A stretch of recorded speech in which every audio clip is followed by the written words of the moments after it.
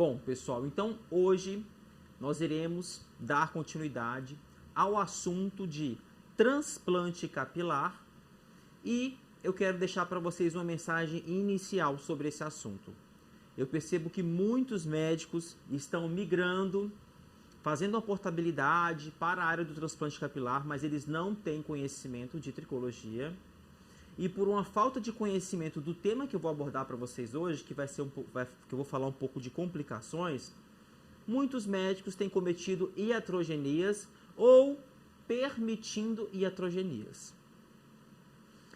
Olha, se você quer ter um futuro perene, um futuro sempre com pacientes, sempre com clientes, você precisa estar sempre atualizado.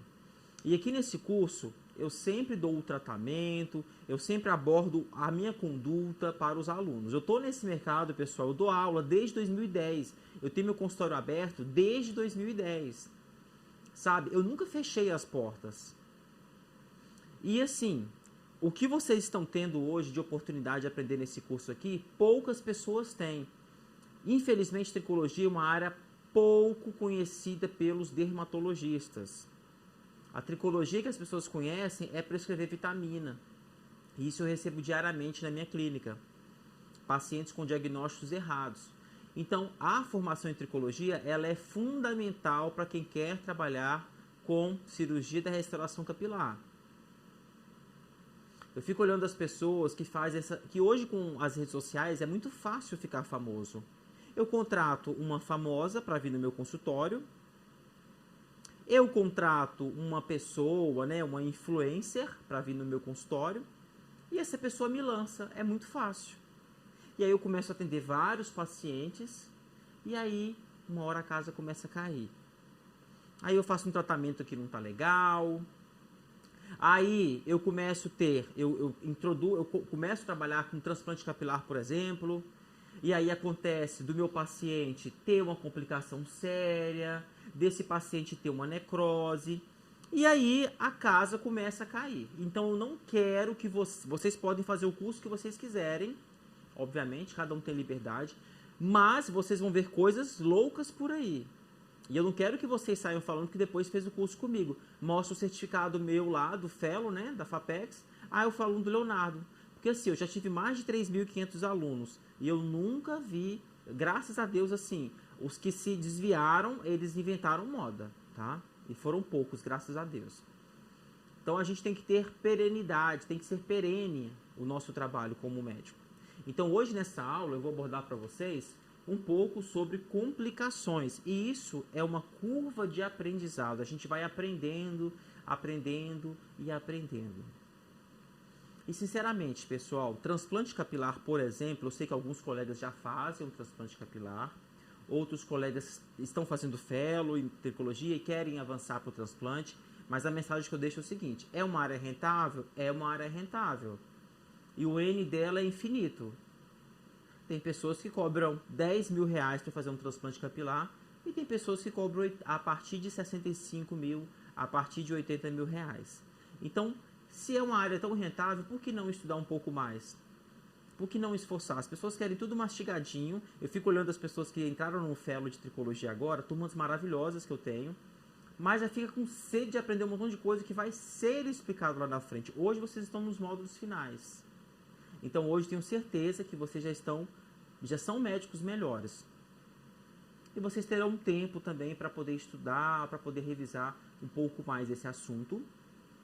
E também com relação ao trabalho de conclusão de curso, ninguém vai ficar órfão, todo mundo vai ter a oportunidade de conversar comigo, da gente desenvolver esse trabalho, tá?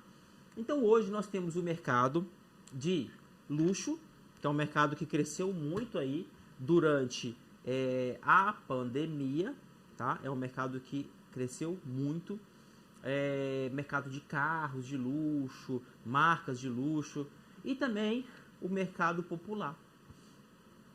Então vocês vão ter a opção na vida de escolher um mercado popular ou um mercado mais diferenciado, um mercado mais seleto. Então, quais são as principais complicações de transplante capilar? Nós temos complicações pós-operatórias, tá? que nós vamos ter como dor, é normal de acontecer dor, mas nós temos algumas coisas que a gente faz para evitar um pouco a dor. Assimetria, sangramento. Agora, cicatrizes visíveis não é algo que a gente deseja. E essas cicatrizes visíveis, elas são muito técnico-dependentes. Foliculite, crostas é normal de acontecer. Descolamento do enxerto já é algo que não é adequado. Isso vai ter muito a ver com relação ao paciente e a técnica utilizada também para fazer a implantação. O eflúvio é algo comum de acontecer, um eflúvio do tipo anágeno. O telógeno também. O prurido é algo comum de acontecer e também pode ter, como qualquer cirurgia, um quadro de hipoestesia temporária. Então, o edema, ele é uma complicação mais comum no pós-operatório do transplante capilar. É muito importante que você converse com o seu paciente, se você não faz o transplante, se você tem algum paciente que você está encaminhando para poder fazer o transplante, que você deixe claro para ele que dá inchaço. Hoje, nós utilizamos uma técnica anestésica que permite utilizar menos volume, então a gente consegue menos edema. Mas é algo que precisa ser explicado para o paciente. Olha, geralmente 3 dias após a cirurgia, é comum de dar um inchaço. No dia seguinte, até 3 dias após, ele pode dar um pouco de inchaço, e isso tem muito a ver com a anestesia tumescente que é utilizada. Isso é outro problema grave, porque muitas das complicações que nós temos na cirurgia da restauração capilar tem a ver com a anestesia. E, infelizmente, nós temos profissionais que contratam empresas que fazem o transplante capilar na clínica, só que aí são profissionais que são reféns, porque eles não sabem nada de tricologia, então eles não sabem nem tricologia nem de transplante, então eles não sabem sequer orientar a equipe, liderar a equipe. Então eles deixam essas técnicas de enfermagem, essas enfermeiras, que muitas são maravilhosas, fazer do jeito que elas quiserem. Não sabem orientar. Quando está com uma equipe muito boa, ok, mas às vezes você acha que é uma equipe boa, que está com você, e você está fazendo aí um péssimo trabalho. Eu tive o caso de uma colega que ela contratou uma equipe para poder fazer um transplante capilar num determinado paciente, uma semana de transplante capilar, e ela não tinha muita referência, né, dessa equipe. Eu sei que uma técnica lacerou toda a área doadora de uma paciente no primeiro dia. Ela teve que cancelar a semana toda de pacientes, devolver o dinheiro para esses pacientes. Então olha só que prejuízo, porque o médico ele não sabia liderar, ele não sabia de complicação, ele não sabia nem que punch que ele estava escolhendo, ele não sabia nada. Nada. Então, dinheiro, pessoal, é o seguinte, do mesmo jeito que vem, ele vai embora, tá? E tudo aquilo que você acumulou, você pode perder em um paciente, se esse paciente quiser avançar um pouco com relação à justiça. Então, por isso que é bom você ter um certificado, sabe? De tricologia, um certificado de transplante, isso é legal, sabe por quê? Dá um problema lá no futuro no CRM? Não, eu tenho uma formação sim, tá aqui. Isso ajuda, tá? É importante. Então, o edema é algo que pode acontecer, isso não é incomum. Isso tem muito a ver com relação ao volume. Muitas pessoas não têm noção da quantidade de anestésico. Eu já vi protocolos assim, qual que é a anestesia do transplante? Você pega 16 ml de ropivacaína, você pega 3 frascos, 60 ml de lidocaína sem vaso, 2 adrenalina, tipo assim, uma coisa aleatória, sem ciência nenhuma. Gente, lidocaína com vasoconstritor é 4 mg por quilo de peso. Lidocaína sem vasoconstritor, 4 mg. Lidocaína com vaso, 7 a 7,5 mg por quilo. Então, se o cara pesa 70 quilos e você fizer 3 frascos de lidocaína, é loucura, porque um frasco já tem 400 miligramas. Então, as pessoas não têm noção da toxicidade. E aí começam as complicações. Uma sequência de complicações que começam a acontecer, desde a necrose até a parada cardiorrespiratória. E o edema, ele pode acontecer, especialmente se o volume de solução, que a gente tem a solução de bloqueio e a solução tumescente no transplante capilar. Então, se esse volume for muito intenso, se você não sabe fazer um bloqueio do supratroquear, Se você não domina os outros artifícios de anestesia, você vai ficar refém desse edema, tá? Então o edema começa no momento da cirurgia, mas isso é mais evidente entre o 3º e 5º dia de cirurgia, especialmente na região da testa. As crostas também podem acontecer, o edema, tá? Isso aqui sou eu quando eu fiz o meu transplante capilar. Isso aqui sou eu lá em Dubai com a Paula. Isso tinha 2 dias que eu fiz o transplante capilar. Estava com edema, não estava com edema tão pronunciado, porque não foi utilizado uma quantidade tão grande aí de anestésico na técnica que foi feita em mim, tá? Mas o sangramento é algo normal, é irrelevante e sangra mesmo, pessoal. A essas pessoas com a sede que não pode sangrar, como se não pudesse sangrar, né? Elas vêm e pá, adrenalina, adrenalina, adrenalina, e o couro cabeludo geralmente ele é pouco ou muito vascularizado, ele é muito vascularizado. Então se você faz uma quantidade muito grande de adrenalina, você pode fazer o quê? Você pode fazer uma necrose tecidual. Isso não é incomum de acontecer, tá?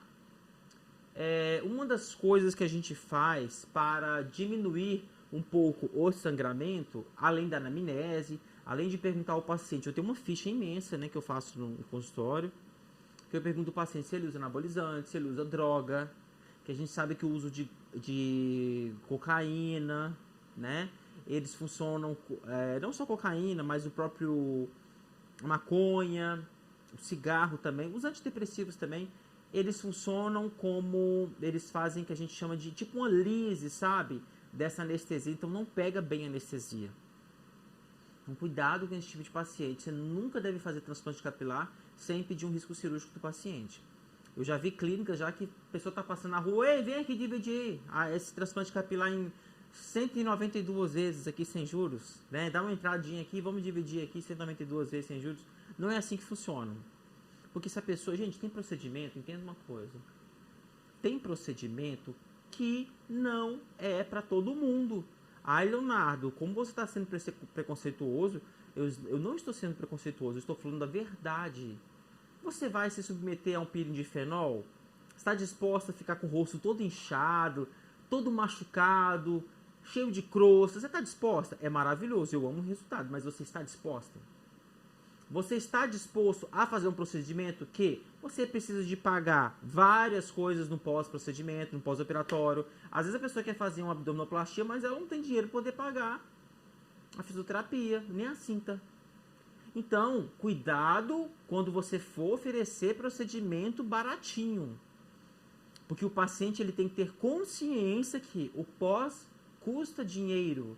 E isso não é feio falar. Parece que é pecado falar sobre isso. E não é. Quer fazer uma cirurgia? Se programe.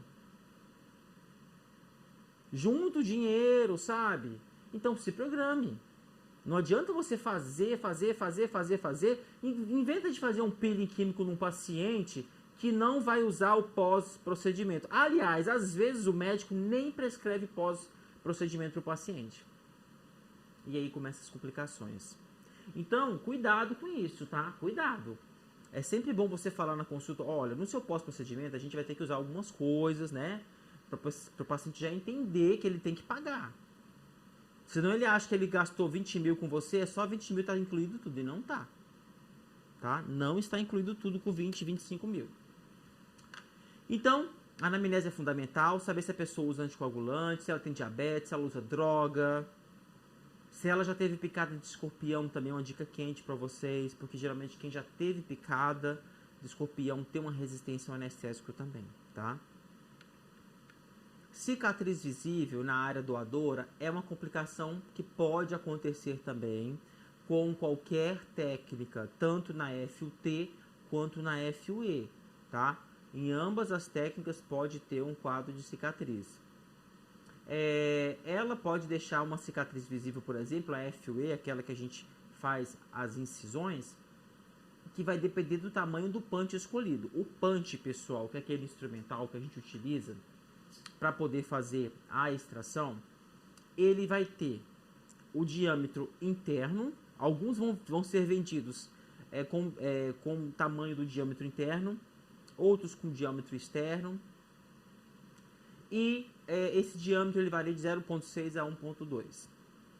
Se um punch, por exemplo, é 0,6 de diâmetro interno, na verdade o externo dele é 0,8. E ao contrário também, se o externo dele é 1,1, o interno dele é 0,9. É mais ou menos isso a conta. Não é 100%, tá? Isso é uma média que a gente fala. E a média que é utilizada do tamanho do punch para os iniciantes é 1,0. E o punch tem um modelo, né, que a gente chama, que é um modelo americano, que é um modelo sem a contenção. E tem um modelo turco, que ele tem uma contenção, um limitador que a gente chama. E dentro desses modelos, a gente tem aquele punch que é um punch tipo trompete, a gente tem um punch serrilhado e a gente tem um punch reto. Então, de acordo com o perfil do paciente, sabe, com o tipo de cabelo do paciente, a gente vai escolher aí o punch. E isso faz diferença, que se você usar um punch muito grandão, você tem maior chance de deixar cicatriz, tá? Então aqui algumas cicatrizes de cirurgia de FUT, que é onde é feita aquela retirada do couro cabeludo na forma de uma fita, dessa região 100% segura, e faz uma sutura tricofítica para ficar mais natural. E aqui marcas de FUE, quando era usada aquelas técnicas lá nos anos 60, né, com uma quantidade, com um tamanho de punch muito grande, então ficavam cicatrizes horríveis. E aqui eu tirei de um site que é o Fight the Fight, da International Society Hair Restoration, tá? Que ela mostra as complicações de cirurgia FUE e de FUT também. Então aqui é uma imagem mostrando, né, uma cicatrizes, né, da área doadora com o método do FUE e com o método do FUT também. Olha o que acontece quando você faz uma retirada excessiva de cabelo. Gente, vocês aprenderam aqui no curso que a unidade folicular ela é vista como um mini órgão. É algo que a gente precisa ter reverência. Não é uma coisa assim, sabe, de qualquer jeito. Então, eu brinco com os alunos do fellow de transplante capilar. Eu falo com eles o seguinte: olha só, cada folículo que você está tirando aí é um dente que você está arrancando, porque não vai crescer mais. Então você tem que ter reverência. Tricologia é uma coisa chique, não é uma coisa para qualquer um. Por isso que vocês estão aqui, é uma coisa chique para pessoas ricas e famosas, tipo vocês, tá? Então não é de qualquer jeito que você vai arrancando, testando, não saiu nada, deixa para lá. Não é assim. Tem gente que vai ter velocidade, tem gente que prefere qualidade. Aqui uma retirada excessiva da região doadora. Aqui outra imagem mostrando para vocês uma retirada excessiva. Olha as complicações. O que eu vou fazer com esse paciente aqui agora? Complicado, né? Vou tirar de onde cabelo para colocar aqui? Fazer um body hair transplante? Talvez, uma opção. Então, cicatriz visível ela pode acontecer, então você tem que avaliar a possibilidade de um novo transplante para cobrir a cicatriz, que pode ser feito também. Você faz uma nova retirada de outras áreas e coloca. E também a própria micropigmentação. E eu também adiciono outra técnica que está sendo estudada, que é o MMP com a utilização de pigmentos, tá? Para essa área. Desculpa, está sem imagem. Deixa eu voltar na imagem aqui, tá? Desculpa, eu falei sem a imagem e eu vou repetir novamente aqui para vocês, tá? Então aqui mostrando que a técnica FUE e a técnica FUT, ambas podem fazer complicações. Ambas podem ter cicatrizes. Aqui uma cicatriz visível da técnica FUE, quando o punch utilizado no passado era punch número 4, era grandão demais. Hoje a gente usa 1, 0.6, 0.8, 0.85. Como eu disse para vocês, o tamanho dos punches varia de 0.6 a 1.2. Então aqui dava aquele cabelo de boneca, né? Por isso que é o doll hair, cabelo de boneca. E aqui mostrando desse site que é o Fight the Fight, mostrando cicatrizes também com a técnica FUE e a direita com a técnica FUT. Então cuidado, pare de ficar falando mal de FUT. Não quero que você saia desse curso falando mal de FUT. Tem médicos que fazem FUT maravilhosamente bem. Quer ser perseguido por cirurgiões plásticos antigos? Fale mal de FUT, tá? Você faz FUT, Leonardo? Não, só FUE. Olha só, uma retirada excessiva de cabelo da área doadora. Aquele desespero para tirar. Olha o que acontece, gente. Como eu falei para vocês, a unidade folicular é vista como um mini órgão. Tem que ter reverência. Olha isso. Uma retirada excessiva da área doadora, parecendo que está com uma alopécia areata ou uma alopécia difusa, como eu falei para vocês já dela também. Olha só. Olha o que acontece quando você faz uma retirada excessiva. Então, como é que trata isso aqui? Isso aqui pode ser tratado com micropigmentação, pode ser feito até um novo transplante capilar, tira de outras áreas, só que aí eu já não vou tirar de área segura, né? Que se eu tiro daqui já não é uma área segura. É uma área que está geneticamente predisposta a cair. E a micropigmentação é uma boa escolha também para esses casos, tá? A foliculite é algo que pode acontecer, sim. Não é incomum de acontecer na forma leve. Uma coisa muito importante para vocês perguntarem para o paciente na anamnese, né? É perguntar se ele tem costume de dar muita inflamação no cabelo. Que primeiro, se ele tiver muita foliculite, você tem que pensar em alguma doença aí, né? Que a gente já estudou. As alopécias cicatriciais linfocíticas, as alopécias neutrofílicas. Então, você tem que pesquisar isso também. Se ele não tem algum tipo de alopécia dessa natureza, por isso que ele está fazendo essas foliculites. Então, você vai casar isso junto com a dermatoscopia, ver se não tem despigmentação, ver se não tem uma descamação peripilar, né? Que isso aí pode estar associado a um quadro de alguma alopecia cicatricial subjacente. Mas assim, a inflamação do folículo, a foliculite é uma inflamação do folículo piloso em resposta à infecção, lesão física ou exposição química. Não é incomum de acontecer na forma leve. E o tratamento vai ser feito com antibiótico terapia tópica ou sistêmica. Eu gosto muito de utilizar para esses casos, vou pedir para vocês caneta e papel agora para anotar. Eu gosto muito de utilizar no pós-transplante capilar de antibiótico a limeciclina 300 mg por dia por no mínimo 2 semanas. Quando os pacientes têm esse quadro, já que não é nenhuma alopecia cicatricial, mas quando eles já fazem aquela foliculite de repetição, aí eu já peço para utilizar durante até 3 meses. Então isso ajuda a prevenir esse quadro de foliculite também. O prurido, a coceira, é algo muito intenso no pós-transplante capilar. É algo muito intenso, e se o paciente já tem uma dermatite seborreica, já tem esse quadro de prurido, costuma piorar muito. A gente sabe que o ato da coçadura, ele estimula a produção de algumas prostaglandinas, e isso pode piorar, estimular a queda, na verdade, né? Então, assim, o que a gente faz? A própria limeciclina, ela já diminui o prurido, mas eu gosto sempre de prescrever para o paciente. À noite, por exemplo, um Alectos de manhã, 20 mg, que é a bilastina. Se eu não estou enganado, é a bilastina. E à noite, a hidroxizina, 25 mg. Então, eu alterno. À noite, hidroxizina, 25, e pela manhã, bilastina, 20 mg. E durante 5 dias, eu gosto de passar a prednisona, meticortem, 40 mg por dia durante 5 dias, tá?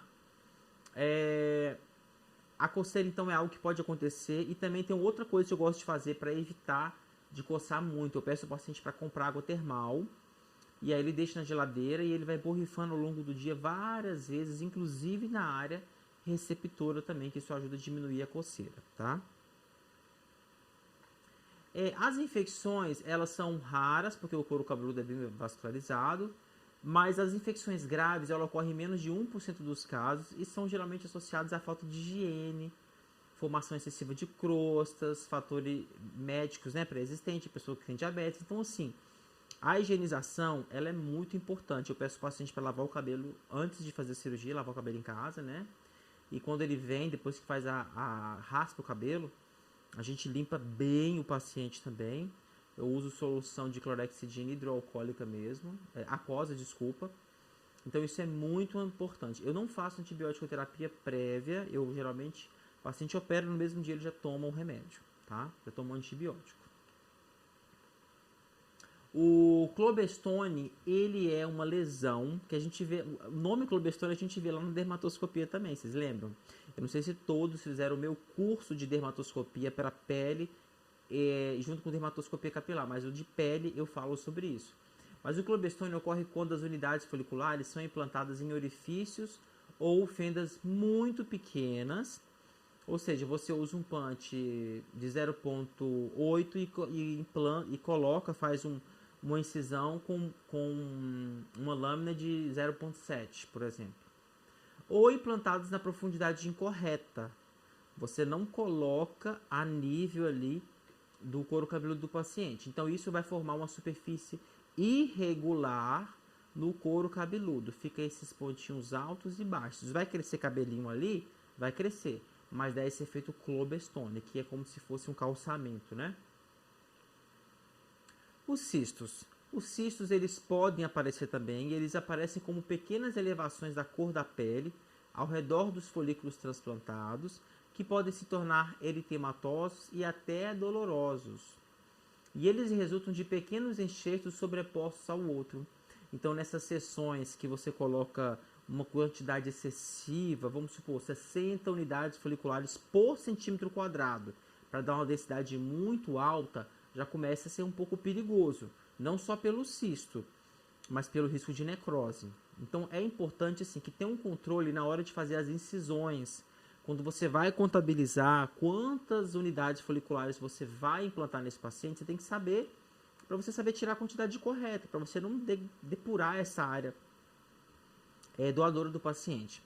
Então é importante que você faça esse cálculo correto para o paciente não perder toda a região doadora. Então, e aí quando você vai fazer, se você faz as incisões de maneira aleatória, sem uma sequência, sabe? Você pode ter a formação de cistos também, tá? A necrose da área receptora é uma complicação rara, mas aí eu abro um aspas, não é tão raro assim. E aqui eu tenho colegas de vocês que já viram alguns casos de necrose de couro cabeludo. Inclusive tem colega que vai fazer o TCC de necrose. Mas é uma complicação muito perigosa que ela surge quando o número maior de enxertos receptores é utilizado e a desvascularização do couro cabeludo ocorre como resultado de uma divisão densa da pele receptora que resulta em grandes áreas de feridas. Então, você vem e quer fazer uma superseção, sabe? Às vezes tem paciente que liga na clínica e fala assim: quantas unidades foliculares o Dr. Leonardo coloca? Gente, olha só. Unidade folicular, a gente não coloca o que a pessoa quer, é o que a pessoa pode. Então eu vejo as pessoas vendendo transplante capilar como se fosse um supermercado. 5 mil, 4 mil, 3 mil, isso vai variar de acordo com o paciente. De acordo com o que você tem, de acordo com o que você preservou, de acordo com o tratamento que foi feito em você ao longo da vida. Por isso que é importante você procurar o médico quanto mais precoce possível quando você está com perda de cabelo. Para preservar essas unidades foliculares. Então nessa corrida aí de colocar muitas quantidades, você acaba tirando a vascularização da área e isso acaba acarretando esse quadro aí de necrose. E quais são os fatores de risco para necrose, Leonardo?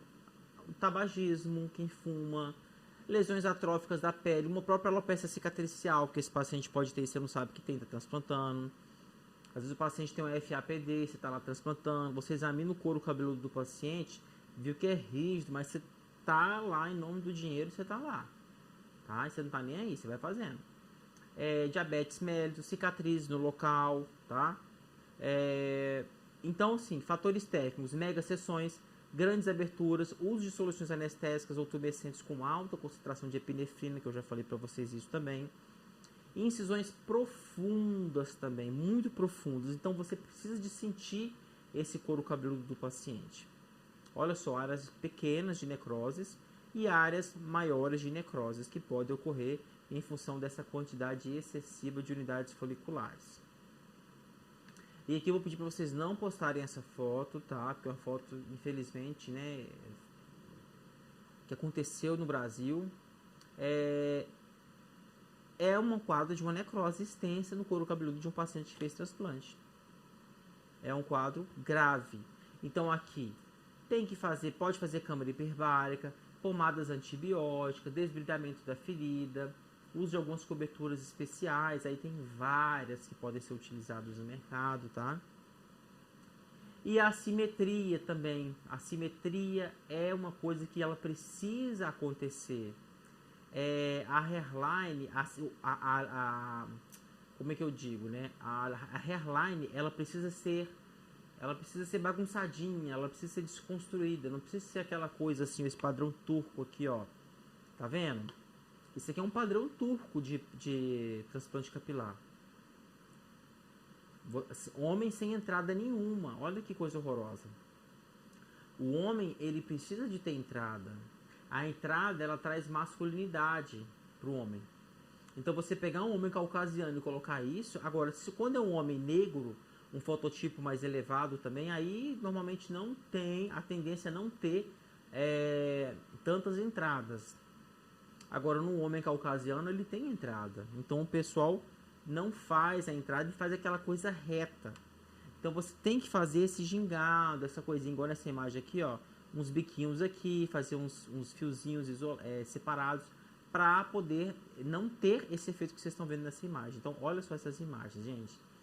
De clínicas turcas, né? Vocês observam que é uma hairline toda reta, que não tem irregularidade.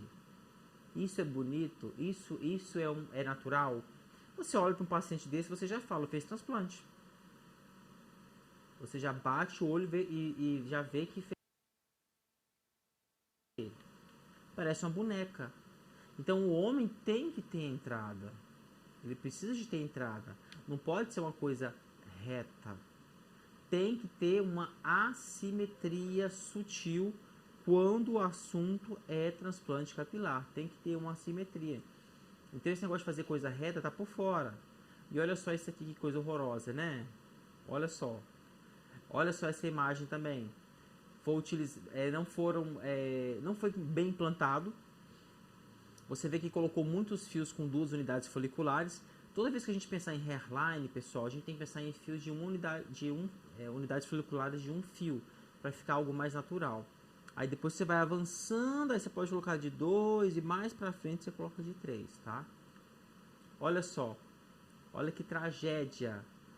Uma direção imprópria e espaçamento não natural dos fios. Olha isso, pessoal. Olha esse resultado maravilhoso aqui que vocês estão vendo aqui nessa imagem. Olha que tragédia, tá? Uma hairline desse jeito. Né? Uma coisa horrível. Olha isso. Uma hairline com unidades foliculares de 4, 5 fios. E olha isso aqui.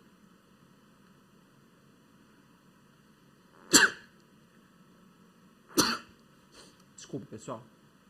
Então, não é assim que funciona. O transplante capilar você não faz sozinho, tá? Esqueça de achar que você vai fazer sozinho, que você não vai fazer sozinho. Você tem que ter uma equipe treinada.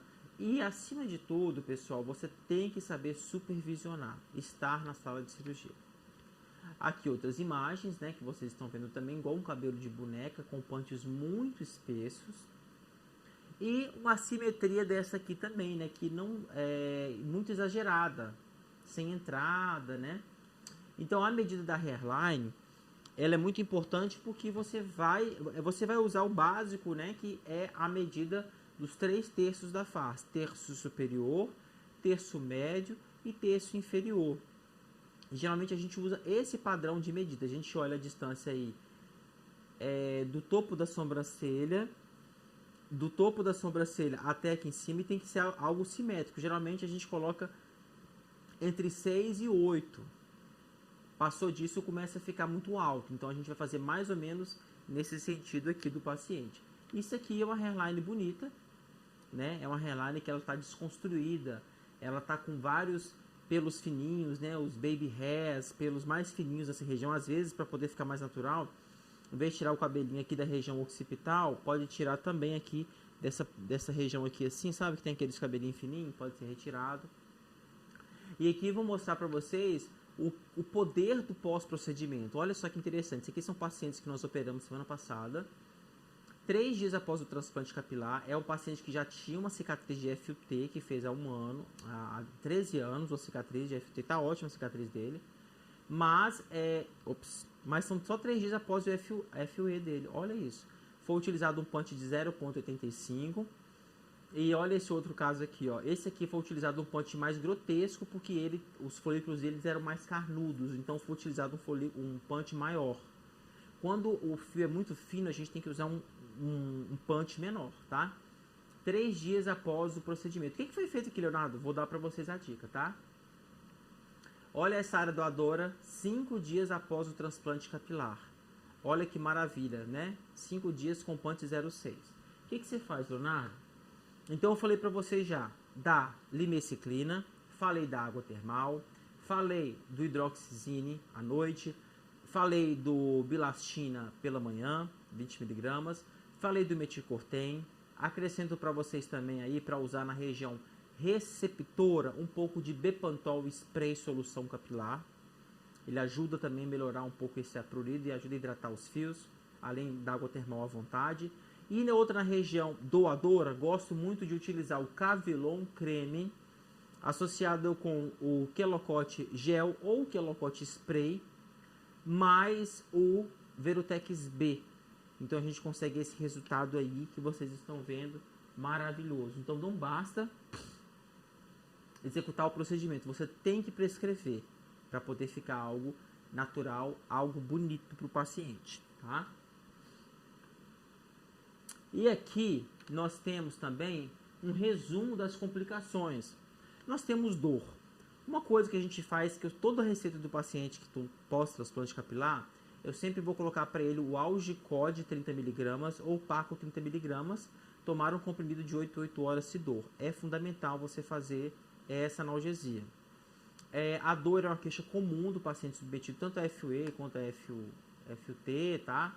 Pode haver hipoestesia também da região, é importante você falar isso com o seu paciente também. O edema, como eu falei para vocês, pode acontecer sim, não é incomum de acontecer. Você vai fazer, ele pode aparecer até no 3º dia, tá? É importante que você explique para o paciente para evitar dele dormir de lado ou de bruços, né? Evitar isso, óbvio, né? Porque você fez a hairline dele, como que você vai mandar ele dormir de barriga para baixo? Não tem como. Então você pede o paciente para dormir de barriga para cima, tá? Anafilaxia, é muito importante na anamnese você perguntar o que o paciente está utilizando, o que ele já utilizou, tá? Para você saber o que você vai prescrever. Às vezes o paciente é alérgico a dipirona ou alérgico a algum outro componente, então você tem que entender que isso pode acontecer, tá? Coceira é algo super comum. Geralmente com esse combo aí a gente consegue super controlar a coceira do paciente, utilizando aí o Bepantol, solução capilar, água termal e as medicações orais, tá? Eventualmente, quando a pessoa está coçando para morrer, eu peço para ela comprar um betamethasona, solução hidroalcoólica baratinha mesmo, dessas que vende em farmácia, genérica mesmo, tá? Eu peço para ela tirar 2 ml dela com a seringa e jogar dentro de um frasco do Bepantol solução capilar, balançar e borrifar, inclusive na área receptora, tá? O que corta totalmente aí a coceira do paciente. Lembrando que essas crostas, elas podem ser removidas, entre aspas, de forma natural a partir do 7º, 8º dia, com o uso de um óleo Johnson, por exemplo, um óleo de bebê. O soluço é uma queixa que pode acontecer, tá? Isso acontece, não é comum, mas eu deixei para vocês aqui porque é algo que pode acontecer. Às vezes acontece, a pessoa começa a soluçar, e você não sabe o que está acontecendo, por que ela está soluçando demais. Então isso pode acontecer porque isso pode acontecer tanto imediatamente após o transplante como algum tempinho depois. Eles são causados pela irritação do nervo frênico que inerva a região pós-auricular. Então, se você faz uma retirada, manipula aquela região, você pode ter um quadro de soluço, tá? Esses nervos eles ficam sensíveis durante a coleta de enxertos e podem causar esses soluços aí, que é o nervo frênico, tá? O eflúvio pós-operatório, né, que é uma dúvida frequente nessa perda de cabelo. Gente, essa perda de cabelo, o eflúvio, ele ocorre principalmente 3 a 4 semanas após o transplante. O eflúvio ele pode ser causado por trauma direto nos folículos, edema excessivo, trauma vascular durante as incisões. E o papel da adrenalina no eflúvio não é claro, mas o cabelo transplantado geralmente cai dentro de 3 a 4 semanas após a implantação. O cabelo que você coloca, ele está em fase anágena. Se eu tiro o cabelo daqui de trás, ele está em crescimento esse cabelo, então ele está em fase anágena. Então quando eu coloco ele aqui na frente, é um cabelo, a gente vai ter um eflúvio anágeno.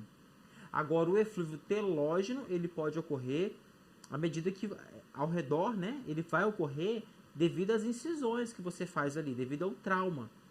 Então o eflúvio anágeno, ele ocorre, ele é devido ao corte agudo do suprimento vascular, né, dessa região aqui. E o eflúvio telógeno também ele pode ocorrer 3 a 4 semanas após o transplante. Então, isso é algo meio que inevitável.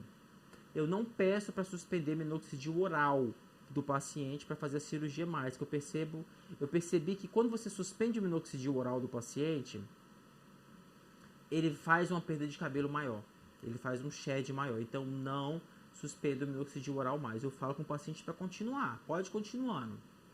Depois que eu dou uma aumentada, depois de uns 30 dias do transplante capilar, que eu dou uma aumentada nesse minoxidil dele.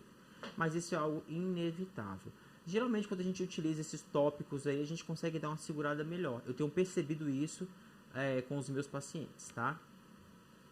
Foliculite é algo que pode acontecer até meses após a cirurgia, até anos. Já vi paciente 1 ano depois da cirurgia tendo foliculite. Se a foliculite não for infecciosa, você pode fazer uma compressa de água morna, quente, 2 a 3 vezes por dia, não nos primeiros 7 dias, tá, pessoal? Isso aí lá na frente.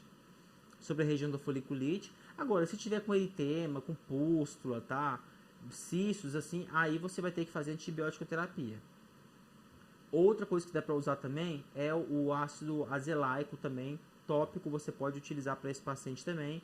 Você pode fazer uma formulazinha, você coloca ácido salicílico 3%, resorcina 1,5%, e você pode colocar também a zeloglicina 10% em solução hidroalcoólica ou gel fluido. Aí você vem e passa em cima das lesões de foliculite, tá? Deixa eu ver aqui. E eu quero deixar para vocês aqui agora no final, para quem tem interesse, uma propaganda aqui do nosso Fellow em transplante capilar, que é um curso que nós temos durante 1 ano, pouco mais de 1 ano, que ele vai ter toda a parte teórica online e a parte prática presencial, que é o curso que mais tem cirurgia no Brasil. Tem muita gente que aprendeu transplante de maneira aleatória, ou sozinho, ou aprendeu com técnica. Então, esse curso, ele tem 1 ano de duração, um pouco mais de 1 ano. A primeira prática para a próxima turma vai começar, eu acho que em abril, não sei. E você vai ficar 4 dias de prática, são 3 blocos com 4 dias cada. Inclui emergência, inclui toda a parte de prática que a gente faz em modelos e cirurgias que os alunos mesmos eles acabam fazendo depois no final, tá? Os alunos do Fellow em Tricologia, eles têm um desconto também para fazer o curso, tá? Mas vocês têm que se inscrever no processo seletivo que está com as inscrições abertas no nosso site. Vocês vão ter desconto na mensalidade para o aluno que é aluno do Fellow. E assim, eu super recomendo para vocês fazerem tricologia, pessoal. Por quê? Porque tricologia chega um momento que você vai ficar limitado. Não vai funcionar. Se você for uma pessoa que gosta de entregar um resultado do paciente, você vai ficar um pouco angustiado de fazer MMP, de fazer PRP ou qualquer outra técnica, qualquer outro método que você aprendeu aqui, que você vai aprender em outro local no seu paciente, porque não vai funcionar. Tem casos que é só o transplante, não são poucos casos não, mas você precisa saber indicar, saber tratar o paciente, tudo isso vocês já estão aptos aqui durante o curso de tricologia. Agora, o curso de transplante é um passo a mais. E como é um curso longo, você vai ter tempo suficiente para montar a sua clínica, modelar o seu espaço, aprender o que pode e o que não pode colocar, formação de equipe e etc. Eu tenho alunos que entraram no Fellow de transplante, que chegaram para mim essa semana, recentemente, falaram assim: Leonardo, depois que eu fiz o curso de transplante, Agora já começou a fazer na clínica, né? Ele falou assim, Leonardo, eu faturei em uma semana 150 mil reais. Sabe, eu fiquei tão feliz com isso, porque o aluno ele tá saindo do fellow de transplante, ele não terminou. E ele falou assim, em uma semana eu faturei 150 mil reais. Porque ele aprendeu a vender o procedimento que você vai aprender a vender. Ele aprendeu indicar e contraindicar. Então isso é muito gratificante. Eu fico muito feliz com isso. Fico muito feliz porque eu vi o bebezinho, que agora está entrando no último módulo, já faturando no transplante capilar, tá? Então, eu convido vocês a se inscreverem.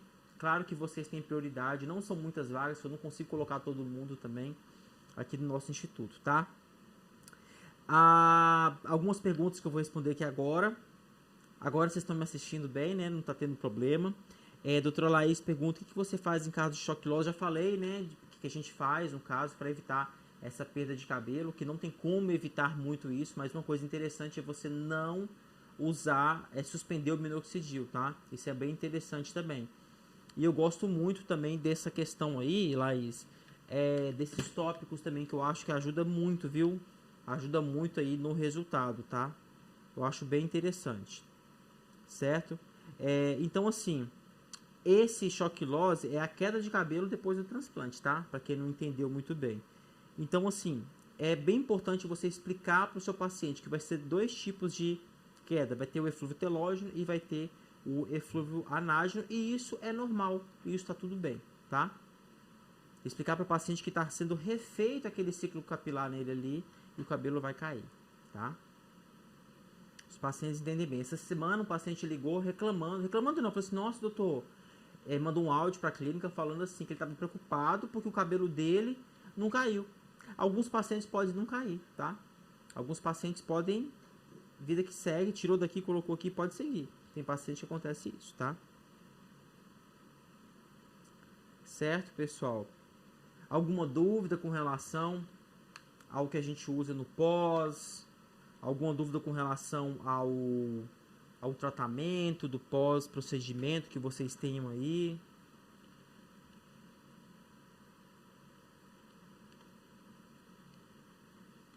Que vocês queiram comentar?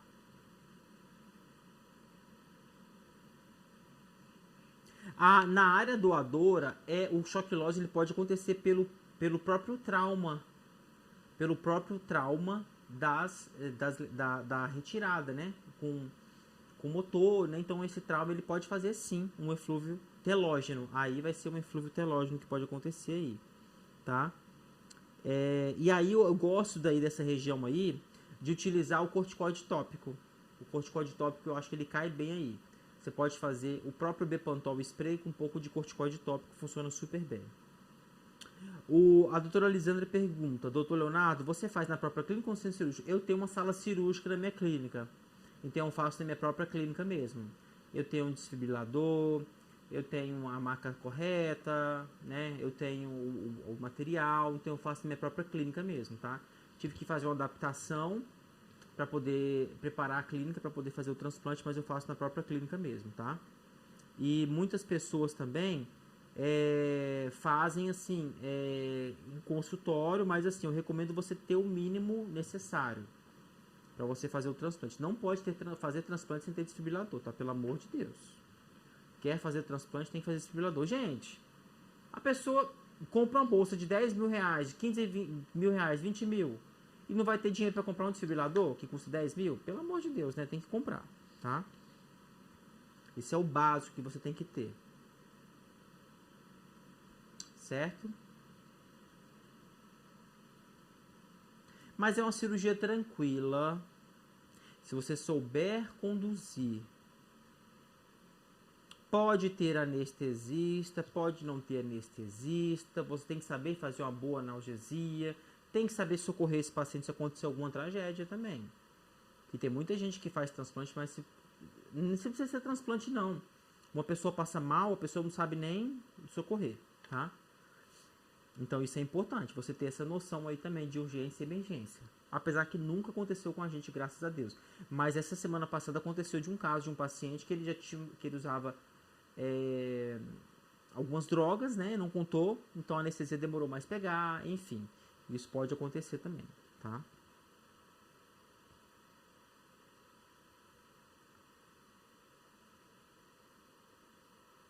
Certo, pessoal? Lisandra, tem mais alguma dúvida? O pessoal que está online aqui ao vivo. A Laís, o Dr. Jorge, doutora Charlene, doutora Michele. Vocês não estavam me ouvindo no início, depois eu vou cortar essa parte inicial aqui. Tranquilo, né? Quem tiver qualquer dúvida, pessoal, pode colocar no grupo aí, tá? Que a gente vai orientando vocês também. Alguns colegas eu já conversei, né, para fazer a entrevista. Outros eu não consegui conversar ainda, mas a gente vai programar com relação ao TCC. Vocês podem ficar tranquilo que ninguém vai ser prejudicado, tá, com relação ao certificado. Depois vocês agendam aí com a Gislaine o horário para a gente poder conversar sobre o TCC, tá bom? Carlos também tá aí. Ah, vocês vão aparecendo, né? Quem tá ao vivo. Gente, vocês têm que entender uma coisa. A área doadora é uma área esgotável. Ela é finita e esgotável. Então, assim, não pode ser feito de qualquer maneira. Você tem que ter uma reverência. Eu falo que cada folículo que você está arrancando ali é um dente fora. E o paciente ele pode cobrar de você daqui no futuro. Eu quero fazer outra sessão, doutora Lisandra. Ah, ele não tem mais área doadora. Então você tem que tomar muito cuidado. Tá? Não pode sair desse jeito fazendo, de qualquer maneira, não. Nessa sede, eu vou colocar 5.000 unidades foliculares sem projeto nenhum. Vou colocar, mas não sabe por que vai colocar. E aí começa a dar problema. Tá? Então tá aqui, ó, para vocês que querem se aperfeiçoar. Inscrições estão abertas para o processo seletivo do FEL. Vai ser um prazer ter vocês comigo aqui presencialmente, participando desse curso. A teoria online e a prática presencial. Tá, pessoal? Bom, então, se não tem nenhuma dúvida, eu vou encerrar o nosso bate-papo de hoje, tá? Qualquer dúvida, vocês podem mandar mensagem também, eu estou à disposição.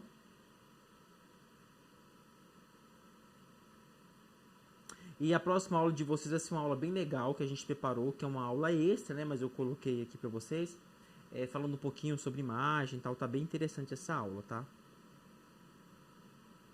Que isso faz parte também do combo. Certo, pessoal? Um beijo então para vocês, meninas. Tchau.